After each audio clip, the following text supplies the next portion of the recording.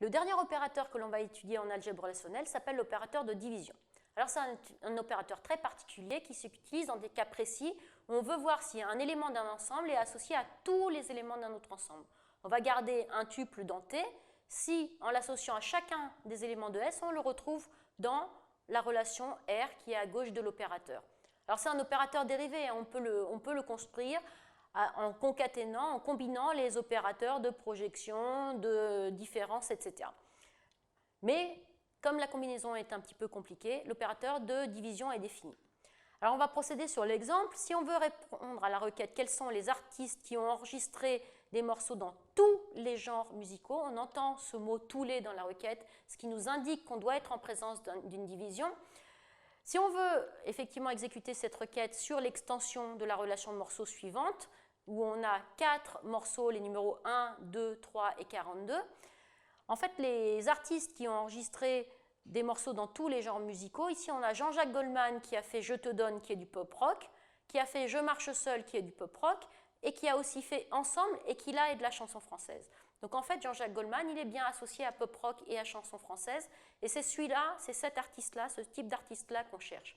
Par contre, Stromae n'a fait, dans notre base de données, que Papa Outé, et là c'est de la chanson française, il n'est jamais associé à pop rock, et on ne le conservera pas. Donc le résultat de l'exécution de cette requête devrait donner Jean-Jacques Goldman. Alors comment on procède pour effectivement exécuter une division? Il faut être très très vigilant sur les schémas des relations d'entrée R et S. La relation de droite, S, elle correspond à l'expression qui est derrière tous les. Ici on a les morceaux qui sont enregistrés dans tous les genres musicaux. Donc on va construire S comme étant la liste des genres musicaux. On va s'intéresser au schéma du résultat. Ce qu'on veut voir dans T, c'est effectivement des noms d'artistes. Donc le schéma du résultat comprend une seule information, les noms d'artistes. Et on va construire la relation de gauche, la relation R, comme étant une concaténation des informations de R et de S et de T. Donc on sait qu'on a une division parce qu'on a le mot tous les dans la requête. On définit bien S comme étant uniquement la liste des genres, et donc c'est une projection des genres à partir de la relation morceau. On regarde le schéma du résultat, on ne veut que des noms d'artistes, et on construit le schéma de R par concaténation du schéma de S et du schéma de T. Alors si on regarde comment ça marche, prenons les extensions suivantes.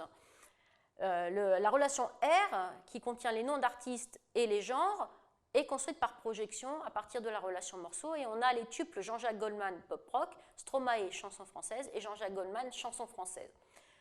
S, la projection des genres, va nous donner pop rock et chanson française.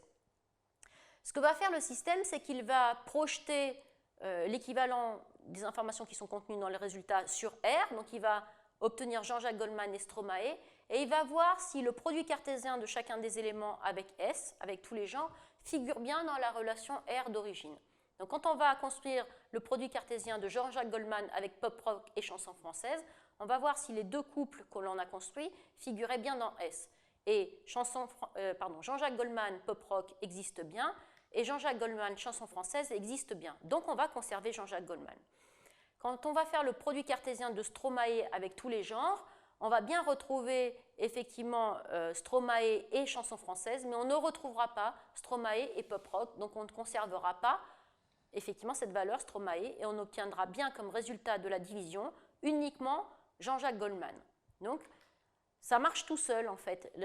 Le point de vigilance, c'est d'être extrêmement attentif à la construction des schémas de S, puis de T, et enfin de R par concaténation des schémas de S et de T, et après cet opérateur marche tout seul.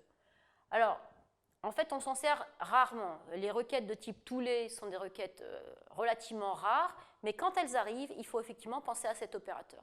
Alors maintenant, vous connaissez les 8 opérateurs de l'algèbre relationnelle, et avec ces 8 opérateurs, il faut être capable de répondre à n'importe quelle question adressée à la base de données. Il n'y a plus qu'à pratiquer.